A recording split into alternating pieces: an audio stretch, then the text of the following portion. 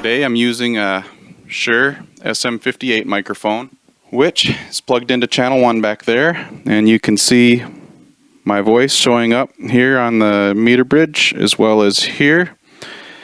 And the first thing that the signal sees when it's plugged in back here is the gain. And so I have the gain set up somewhat low, probably lower than I would in a live mixing situation, but that's because I don't want to overload my camera, which I'm using my phone as a camera. But you can hear a little bit of what happens when we do increase that gain beyond what's reasonable. I'm sure nobody appreciated that, so you understand why I have the gain set low. But when you are setting gain, how do you know when it's low? The way I know, or what I use as a general guideline, I never want to go beyond the -6 number. -12 is even fine, but -6 is probably a good maximum, because that way you have a little bit of room before it actually reaches that red zone where it distorts. And so you set the gain with the gain knob here, and 48 volt phantom power is usable or necessary when you have a condenser microphone, certain ribbonite microphones, or an active direct box. You would need to engage that. We don't need it on the Shure SM58. Here is a polarity reverse button. Useful every great once in a while. If you want to do a search on that, see the applications where that might be useful, you can. I'm not going to dig too deeply into that. The high pass filter, which you're already hearing the benefit of.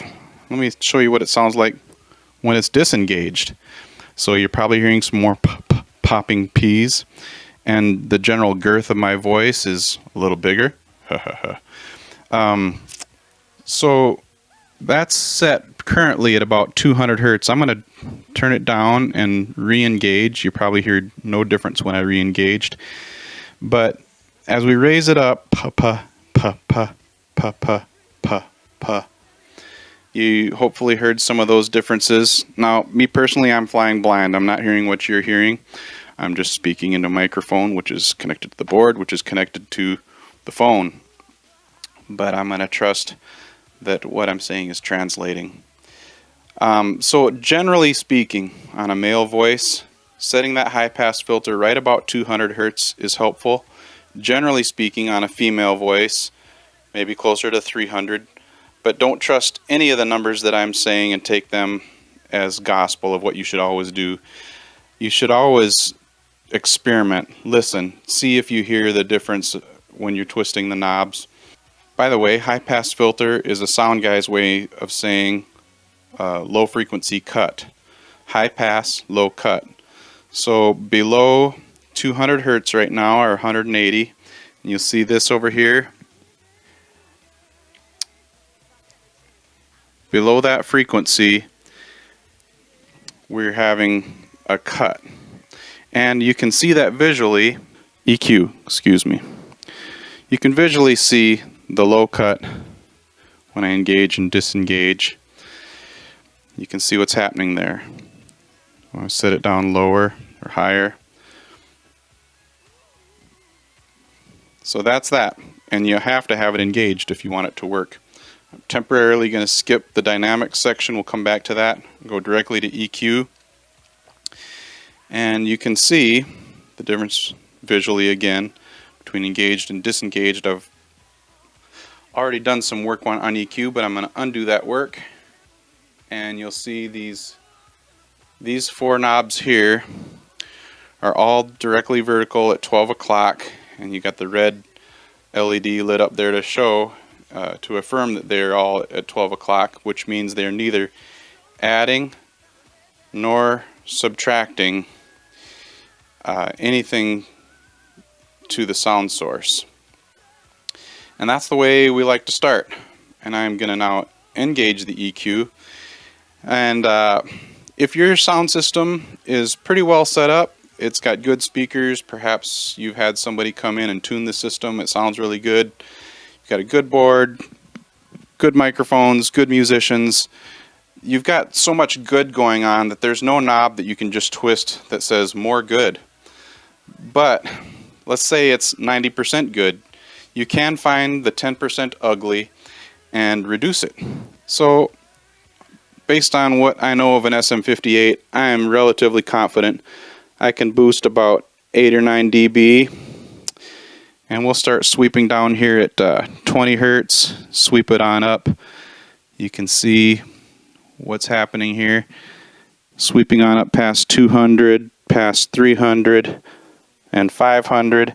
And somewhere in there, I'm going to take a wild guess and say it was probably close to that 400 range, is where it sounded the nastiest. So now, I'm going to turn this back down to 0, neither adding nor subtracting any of that frequency I just found. Chances are you can still hear that nastiness that we found, the 10% ugly that we found. So here it is again.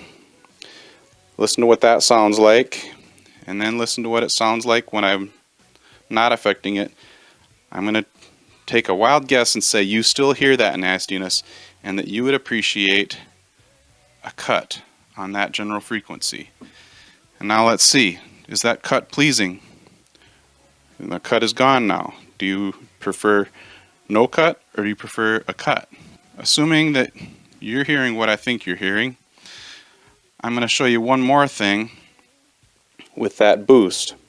We can choose this is the boost or cut. This is the frequency we're boosting or cutting. This is the bandwidth of that frequency. Now for general shaping of the sound, we can go with a really wide, some people call this Q. On this board it's called Q. Other boards might call it bandwidth, which affects frequencies on either side of 400, not just the narrow 400 frequency bandwidth. Or we can go really narrow. Let's say you're searching for feedback. You're no longer just searching to find a frequency that's tonally unpleasant, but you actually have some feedback in your system and you know which microphone is creating it. You can boost, sweep to find that frequency, and cut with very little disturbance to the other frequencies on either side, which is generally a good thing unless you have a lot of feedback in that general region, which usually is not the case. Usually it's going to be a specific frequency here, a specific frequency somewhere else. So you can use this both for general tone shaping as well as for eliminating feedback on a particular microphone at a particular frequency. On a vocal microphone, I generally like to add just a little bit of something, and you can see here we have that same bell curve going on, and we can make that wider or narrower. And just so you can kind of hear, I'm going to give this a little more boost, and generally speaking your S sounds are going to be between 8 and 12K. Temporarily I'm going to go back so you can see the frequency that I'm working with. See there, it's 6.3 kilohertz, 7, and I'm just going to do some S sounds and you listen.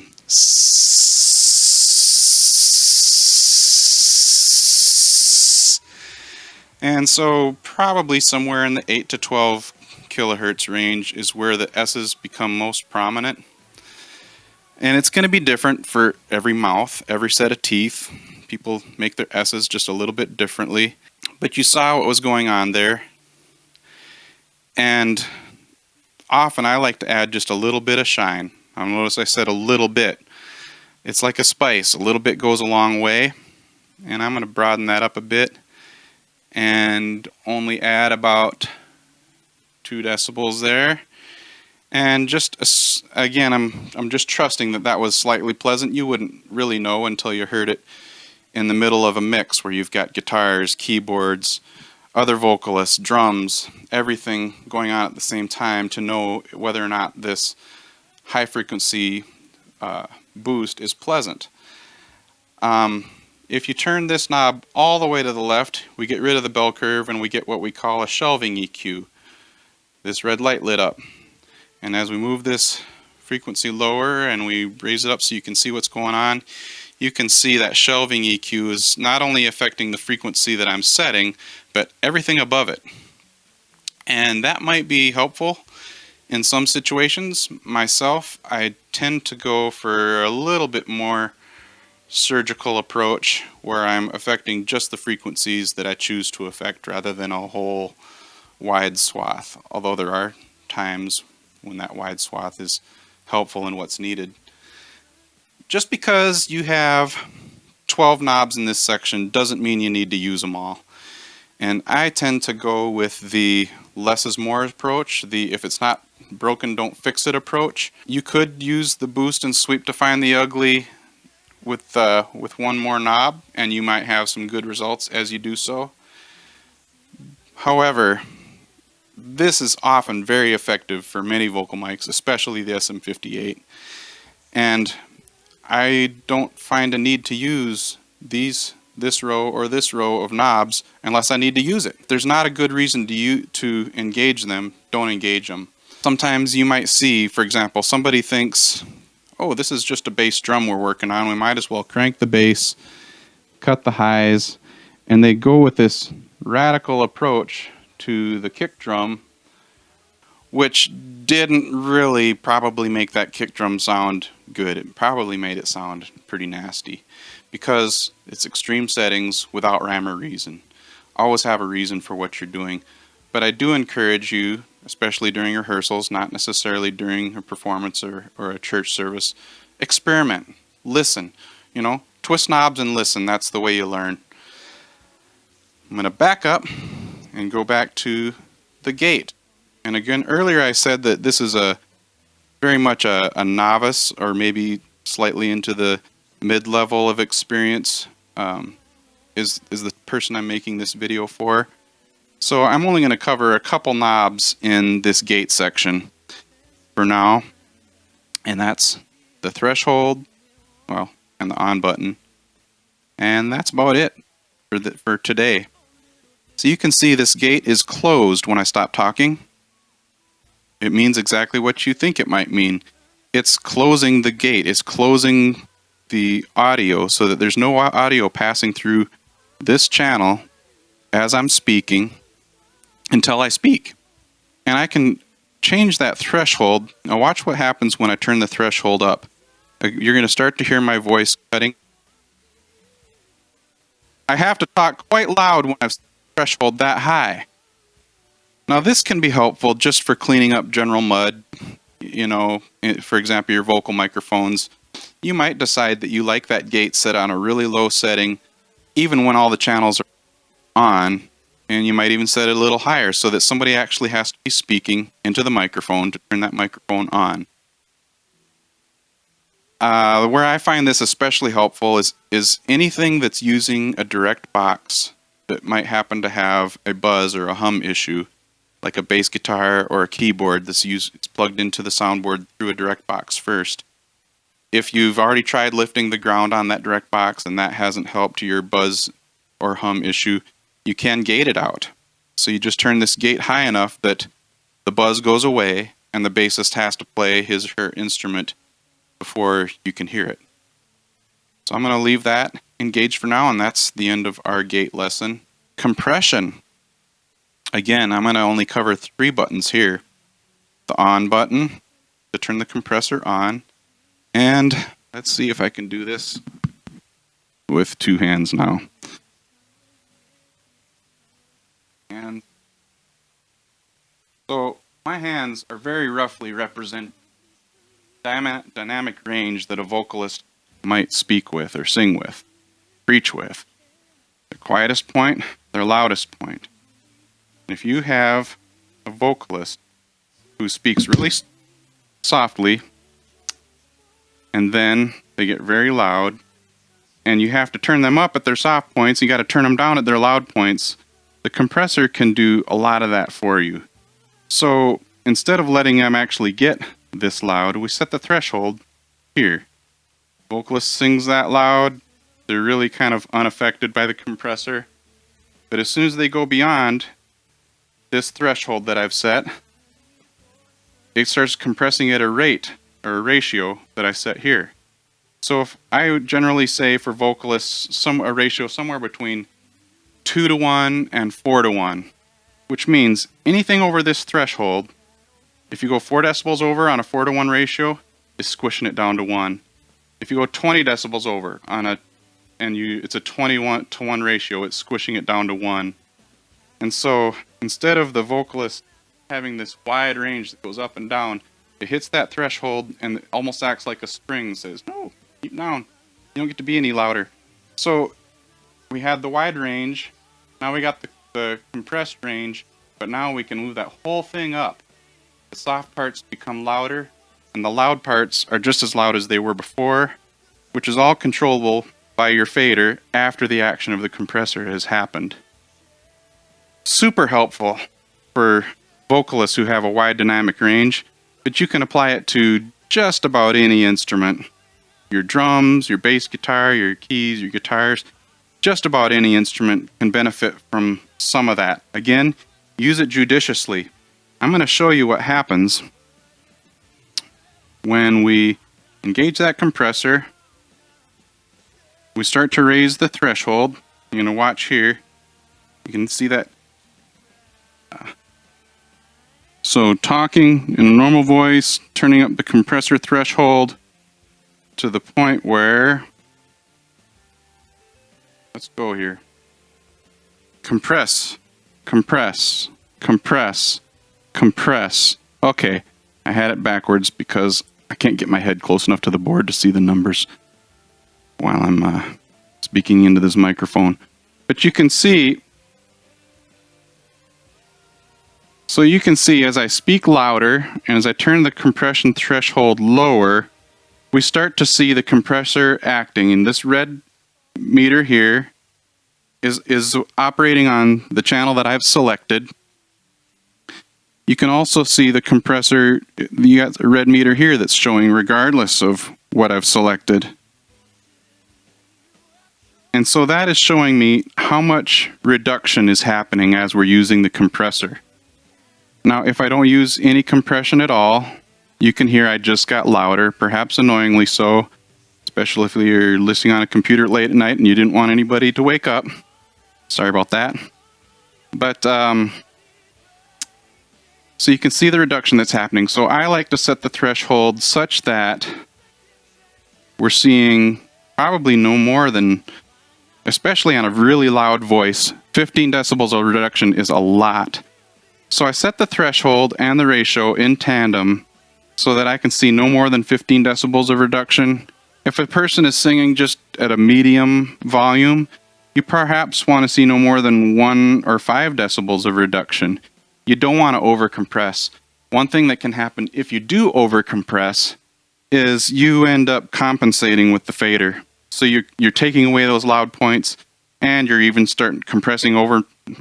You're overcompressing, you're compressing too much. You're taking away a lot of the not so loud parts and making them quieter. And so you're compensating by turning everything up after the compressor, and that can create feedback in a hurry. So you want to use this judiciously. Speaking at a medium volume, kind of like I am right now, that's probably a good setting. And then if somebody's getting really loud, 10 to 15 decibels of reduction, using the two in tandem. A 2-to-1 ratio or a 4-to-1 ratio is great for vocals and a lot of other instruments too. The delay knob means you can delay whatever channel you've selected. This may be helpful in some kind of advanced applications. For most of us, we don't use that very often, if ever. You'll also notice that I've got this microphone panned to the right, which is the only channel I'm sending to the camera right now. I could pan it to the left, and you heard nothing when I panned to the left. And that's basically, I'm sending this channel to the left and right mix bus, and that's my master fader for everything that I'm doing here. And very quickly, before I move on too far, I want to show you that we are right now on layer A of this board, which is the first 24 channels. We can move to layer B, which then gives you channels 25 through 32, as well as 4 stereo effects returns. which basically gives you a total of 40 channels to mix. And now we're going to talk a little bit about mixes. In most of your situations, a mix is going to mean a monitor mix. You can see this all lit up yellow as soon as I hit mix 1. I let go of that and it goes colorless. I go over to matrix. It's also colorless, but you also lost everything that's lit up here. We're not going to talk about matrices today, but I just mentioned that to say that color means you're on one of these mixes. No color with these on means you're on your house mix. It's important to know where you're at on the board at all times. You're now hearing this video, the audio, through mix bus 1, which is yellow, which indicates it's a pre-fade monitor mix, which means this monitor mix is taking its signal before it goes to the house signal. And I'll show you what that means in a minute, but it means it's functioning independently. Right now, I'm on, I'm somewhere in between, I'm on again, and if I go back to my house mix, I can move this up or down. It doesn't change a thing. You're hearing exactly what I had already set on mix 1. Let's go back to mix 1. You see it's lit up yellow. You see over here is also lit up yellow. That's the master for that particular mix. And the first 8, 9, 10, first 10 mixes are yellow. We get to mix 11 and it turned green. What does that mean? It means you're now on a post-fade monitor mix. I'm going to switch that cable. So we are now on a post-fade monitor mix. What does that mean? Well, again, now I'm back. Now I'm all the way back. However, when I go back to my house mix, this is affecting my monitor send. My monitor send is a post-fade send, which is after my house fader. I'm going to turn down my house. There we go. Now I'm back. So a post-fade mix is taking its signal after the fader that controls this for the house. You don't want that, generally speaking, for your monitor mixes. But it's very helpful, and I would say even necessary. It's the way you want to do things for your effects mixes, which are a different color yet. They're blue, and we'll get into that in a little bit. I'm trying to think of a situation. Okay, so where these post-fade mixes are effective is perhaps if you had a record feed that you want to send. You want to record sermons, you want to record concerts, you want to record whatever. You might take a post-fade mix. That way, anything you're doing to the house mix is affecting what you're doing to the record mix. And you might start out with everything on this post-fade mix. Take every fader and set it at 0, just to start, just to begin. And then if somebody has a pair of headphones on, and they're going to listen to that mix only, I'm not seeing where you can PFL this mix. PFL, again, is pre-fade listen, which on this board is marked solo. So on certain other boards, this button would be called a PFL, pre-fade listen. You're going to listen to this channel. And you can solo lots of channels, which means it's no longer a solo. And when you're soloing, let's back up. When nothing is soloed, watch that meter. That meter over there is showing me the same thing that my main output meter is showing me. Only the right side is showing up because we're going to the left-right mix, but we're panned to the right. And so that's what it's showing. But if I hit solo, well, now both those meters are going because that is now showing me anything that's soloed, which nothing else is plugged in right now. So this is the only channel that it's going to show up on the solo. And The other thing that happens when you hit the solo button is there is a headphone jack right under here. When you hit the solo button, anything that's soloed is going to show up in your headphone jack. That is super helpful, especially let's say you're mixing a band and there are 3 female vocalists and 2 male vocalists and one of them's off key and you can't tell which is which. Well, you can put your headphones on, or one ear like I often do. Stick one ear of the headphone on your ear and go through and listen until you find the vocalists that you need to hear better and turn them up or down depending on what the case may be.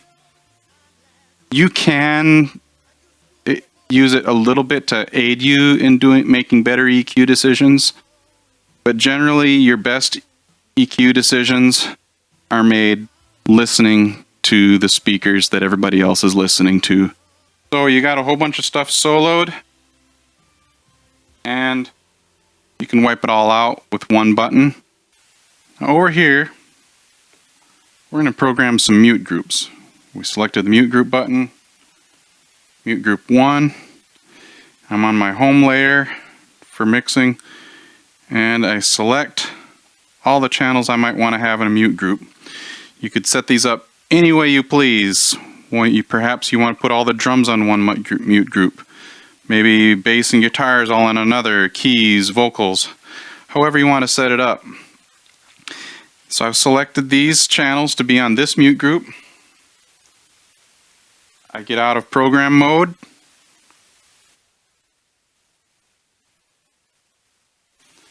I selected mute group 1 and I was muted. Did exactly what it was supposed to do. So here you see me again. I'm going to talk. So all those channels get muted with a flick of one button. One mute group that I always like to set up is have one mute group for everything but the money channel, however you want to define that. In the context of a church service, perhaps it's everybody but the pastor.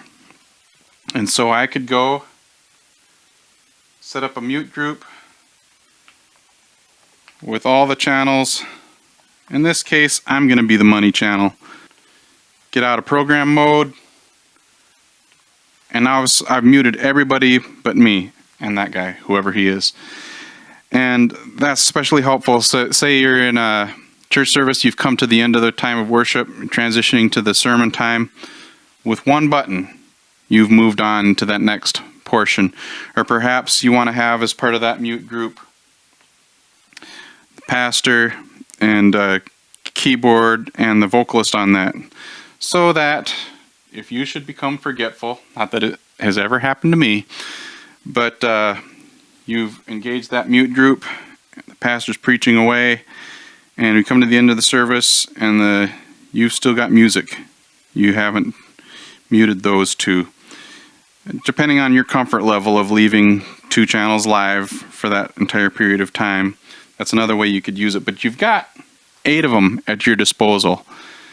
So you can set them up however you would like. VCA. Now, VCA in days of old stood for Voltage Controlled Amplifier.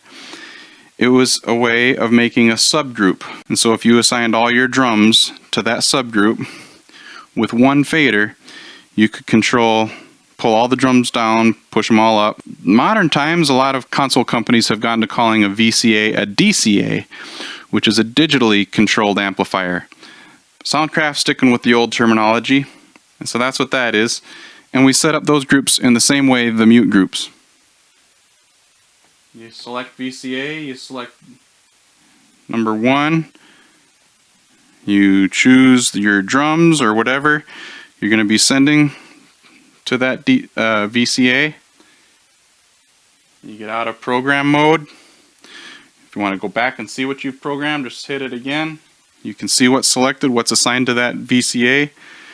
And then you go to fader layer D. And you can see your matrices and your VCAs. So now anything that you've assigned to VCA 1, you can turn it up or down. So whether you want to put drums here, guitars here, keys here, and so forth, you can do all of that. Earlier I said that I didn't know how you could PFL our monitor mixes, but it's actually very simple. You can't be in program mode and switch between monitors and house. You just can't, and that's fine. You got to get out of your program mode, and now you can switch between your monitor mix and your house mix.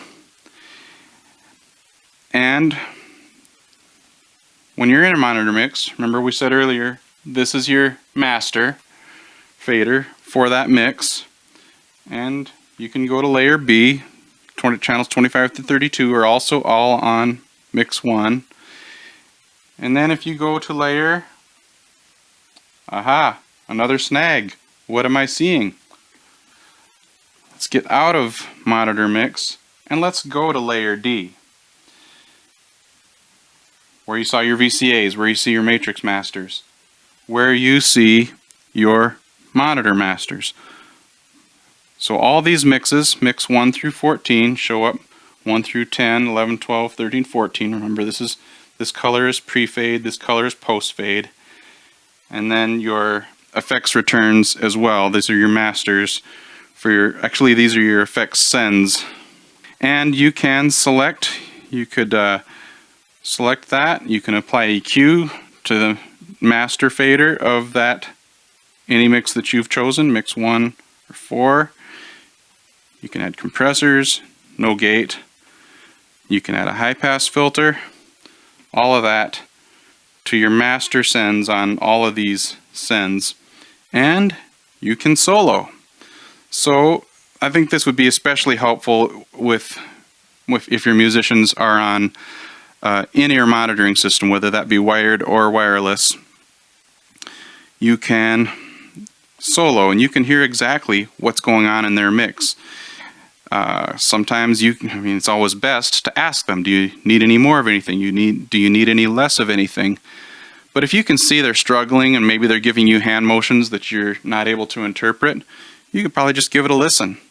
Listen to mix 1, listen to mix 6, and see if you can figure out what they need more or less of. Chances are they need more of themselves. You can see where this output is patched. So it's patched output 15. Actually, left and right are probably patched to both 15 and 16. And you can see that there. Left is 15, right is 16. Your outputs back here is what that's referring to. So this fader is being patched outputs 15 and 16 back here. If you want to get out of the output, just select a input. Now it shows me the inputs. And you can do the same thing here. Select channel 1 is assigned to channel 1. You can see that here. I can deselect, I can reselect, I can change the name, which I've already done on this channel previously. You can see most of these channels are labeled 1 through 24, or you can label them for the instruments that are plugged in. In this case, I labeled this kick because oftentimes you'll start with the kick drum, then snare, then different people might do it different ways, but snare top, snare bottom, tom 1, tom 2, tom 3, overhead left, overhead right, all that to say you can label these how you want to. Finally, I want to show you how to back up a show. And we simply click show, save as, you can name the show, apply, and then choose between MMC, which is the internal memory on the console, and USB, which is the stick. You could back up to the MMC as often as you like. Perhaps every day that you run the console wouldn't be a bad idea. Backing up to USB, perhaps once a month, depending on how critical a lot of your information is. It's nice to have something stored here that you can use to go back to if the board should ever happen to crash, or if you should ever happen to update the firmware and have to start from square one. You want to have a place to come back to. Also, these should be able to be used with other Soundcraft consoles, all the SI series, SI Compact, SI Performer, and the SI Expression. You should be able to use certain functionality between those consoles.